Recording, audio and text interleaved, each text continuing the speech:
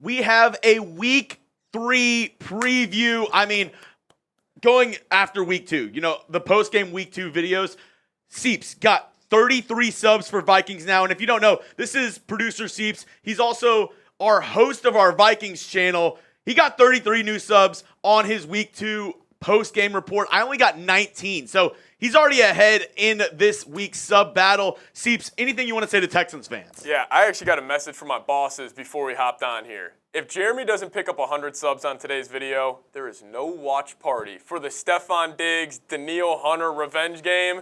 You guys want Chuggs to go live. Help me out. Go down and hit that sub button. I cannot let producer Seeps and Vikings Now beat us this week. Go down and hit that sub button, and let's get into this week 3 preview.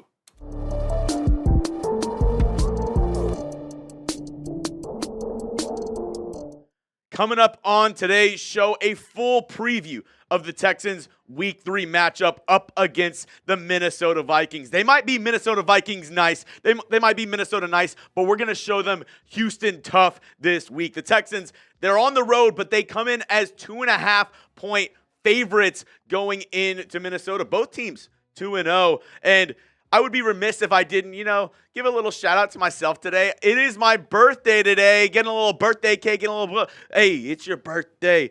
All I want for my birthday is a Texans win this week. That's all I want for my birthday. But I want to see, because, I get different answers on this. How old do you think I turned today? Let me know down in the comment section. How old do you think I turned today?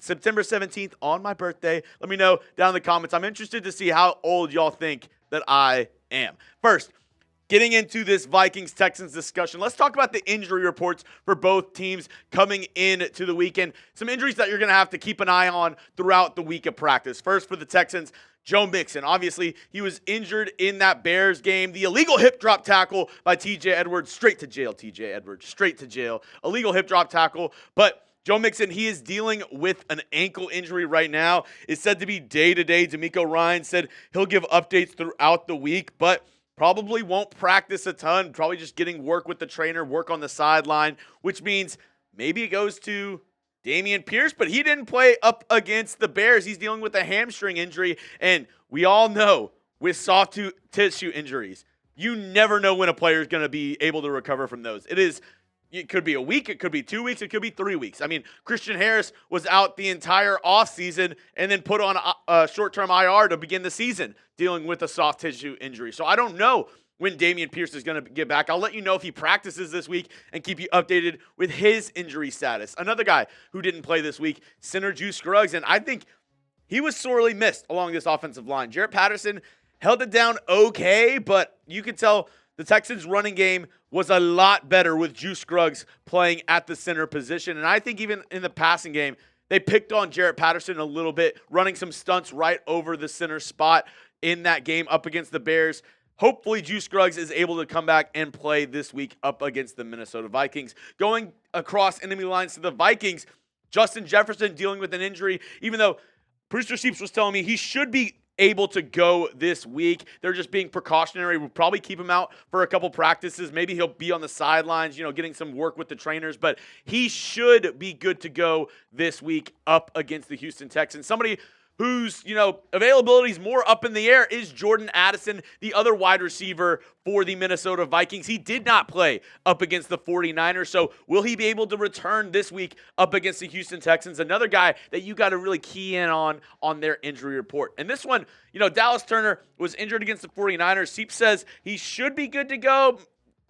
Looking at him day to day for right now, but you never know. Just somebody who you'll have to keep an eye out for on their injury report. The other first-round pick for the Minnesota Vikings has played decently. Already has a sack in his rookie season. So just somebody you got to keep an eye out on for the Minnesota Vikings on their injury report. Coming up, I have the keys to victory for the Texans up against the Minnesota Vikings. I talked with Seeps. I looked at the tape, and I'm going to let you know what the Texans have to do to win this game. But I couldn't do today's show if it wasn't for our amazing sponsors over at Factor Meals.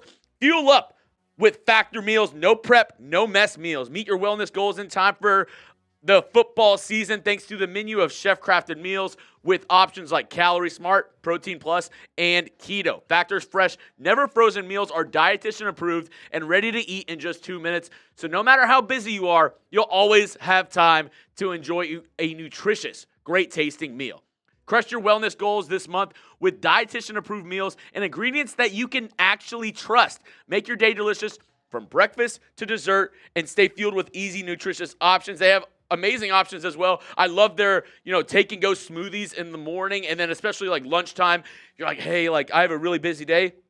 You have 2 minutes. Just pop it in the microwave, 2 minutes. It's that easy, and they're fresh, never frozen meals. So head to factormeals.com/TexansChat50 and use code TexansChat50 to get 50% off your first box plus 20% off your next month. That's code TexansChat50 at factormeals.com/TexansChat50 to get 50% off your first box plus 20% off your next month while your subscription is active. Now, let's talk about the keys to victory, and this might be numero uno. The rest of these don't even matter. Throw them out if this one doesn't work.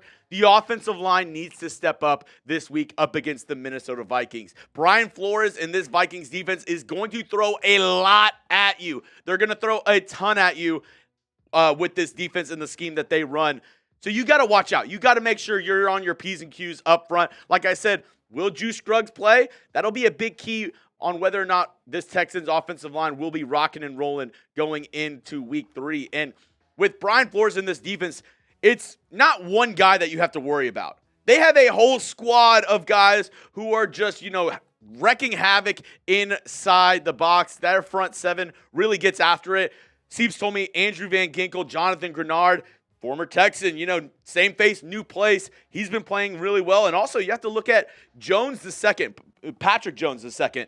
He has been playing really good, was a former mid-round pick by the Vikings and has kind of blossomed this offseason going into week 1 and week 2 of the year. He looked really good. He actually made Trent Williams look kind of silly on a couple plays. So somebody you have to watch out for on this Vikings defense. And their middle linebackers, their interior is fantastic. We all know Blake Cashman, but Ivan Pace Jr., the former UDFA, has stepped up big time for this Vikings defense. So their linebacking core is really, really good. And as I mentioned, one of their key players is Andrew Van Ginkel, a free agency signing this offseason from the Miami Dolphins. Already has 2 sacks on the year. I mean, he is just a gadget, do-it-all player. If you know like a veteran, kind of like a Kyle Van Noy, that's who he reminds me of a ton. He can drop back into coverage. He can play the run. He's a really good edge rusher going up against the pass as well. So Andrew Van Ginkel, a guy that you really have to key in on this defensive side of the football. And then the former Texan, Blake Cashman. We saw how good he was for the Houston last year. In this Brian Flores defense, he might be just as good. He's looking fantastic. 19 tackles, 1 sack, 1 tackle for loss on the year. And I told Seeps this yesterday, and Cashman did it last year for the Texans as well. They need to start recording assists for interceptions because Cashman had a big one last week up against the 49ers. One of the reasons why the Vikings were able to upset San Francisco, he had a tipped ball that ended up getting intercepted by one of his teammates. That's a stat that we need to start tracking and really pay attention to because Cashman might be one of the best on the inside linebackers of, tipping balls, being in coverage, and just watching the quarterback's eyes and following where the quarterback is going to go. That was probably my biggest key to the victory for the Texans. It starts and ends with the offensive line because the offense needs to play better than they did up against the Chicago Bears if they want to win week 3. Let me know yours. What is your biggest key to victory up against the Vikings this week for the Houston Texans? Along with the offensive line, I think you can't abandon the run. I think they did that a little bit too much up against the Chicago Bears, and I get it. Cam Akers, he fumbled at the 5-yard line, and that probably would have put it away, and we wouldn't have had to go through those late-game theatrics. But I think he still looked good. 7 carries, 32 yards in that game up against the Chicago Bears. Not too shabby. And, we're talking about revenge games. We're talking about trading places. There's a ton of guys on both sides. Cam Akers formerly played for the Minnesota Vikings, along with, Danielle Hunter. Other guys on this team, and the Vikings, they have former Texans as well with Blake Cashman and Jonathan Grenard. So another, familiar face for the foe. And I think Cam Akers, he could start this week if we don't see Joe Mixon able to play on Sunday, or if Dameon Pierce isn't able to come back after missing week 2. My next key to victory, C.J. Stroud needs to be better pre-snap. He needs to, that's the next maturation of his game. I've said it before and I'll say it again. C.J. Stroud is one of the best quarterbacks in the entire NFL. But we look at like the best of all time, Tom Brady, Peyton Manning, some of the best to ever do it, Drew Brees. They had it before the snap, and they were able to, either get their hot routes ready or make sure the offensive line was set and had the right protection for exotic blitzes. And that's exactly what Brian Flores is going to want to do. Because, this Brian Flores defense, it's been said to be the litmus test for rookie quarterbacks because he is able to throw so much at you, so much exotic looks, so many exotic blitzes, and really confuse quarterbacks. And Seeps told me this stat. Vikings, under Kevin O'Connell, I believe they're undefeated when they win the turnover battle. C.J. Stroud, notoriously a really good protector of the football, doesn't throw a ton of interceptions, but the Vikings are able to win the turnover battle. That usually means they win the game under Kevin O'Connell. So you really got to protect the rock this week, and that starts up front, making sure the protection's good, making sure you have your hot routes. So pre-snap, it's going to be loud there in Minnesota. You got to make sure you have your hotkeys and everything ready to go if you're C.J. Stroud. On the defensive side of the football, I think you got to make them one-dimensional. Something that the Vikings have done really good to start the year. They have a good offensive line up front. They've been able to have a kind of a thunder and lightning two-back setup in Minnesota. Aaron Jones, the free agent signing that they got from a division rival, the Green Bay Packers, has looked pretty good. 23 carries, 126 yards, and a touchdown on the year so far for Aaron Jones. But you can't forget about Ty Chandler. Everybody's going to say Aaron Jones, Aaron Jones. Ty Chandler, last week, what did he have? Like 10 yards a carry up against the 49ers? He was fantastic. He is more of a home run hitter, in my opinion, at this point in his career than Aaron Jones. So you really got to stop the run. The Texans, they've done so well at that. Week 1 and week 2. They stopped Anthony Richardson and Jonathan Taylor in week 1. They stopped Caleb Williams and DeAndre Swift in week 2. Both teams had under 100 yards rushing. So if the Texans can do that up against the Vikings, really make them one-dimensional, I think that is a big plus for DeMeco Ryans and this defense. And that leads straight into my last point. Make Darnold beat you. Darnold has been good this year. He's been a lot better than I think everybody has expected. I don't think anybody before this season was like, you know what? The Vikings with Sam Darnold, they've got something there. Most people thought that he wasn't even going to be the starter for this team at the end of the year. But if you make them one-dimensional, if you can get pressure with 4 and drop everybody back and say, hey, let's double Justin Jefferson, everybody else get a man, and let's try to get after Sam Darnold and make him beat you, I'm okay at the end of the day if Sam Darnold just has the game of his life and beats you.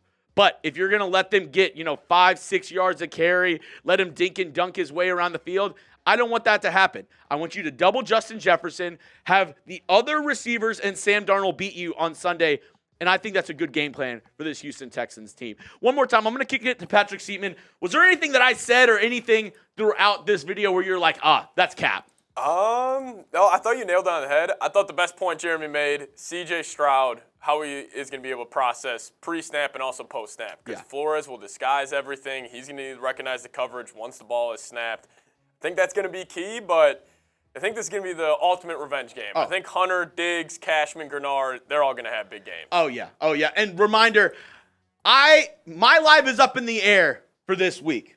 It's up to y'all and it's up to the bosses. They're really deciding whether or not I'll be able to go live this Sunday. I know Seeps, he will be live this Sunday. So if I'm not available, I'll go ahead out and tweet out his links just so you can cause some havoc in the Vikings chat and maybe give him some a little bit of heckling. Also, I want to go head-to-head against the Texans channel. Hit that subscribe button. Send a message to our bosses because they're saying Texans fans. Maybe they don't deserve it. I think they do. Hey, we'll see. I'll keep you updated today, the rest of the week with all the injury updates, everything you need to know around your Houston Texans.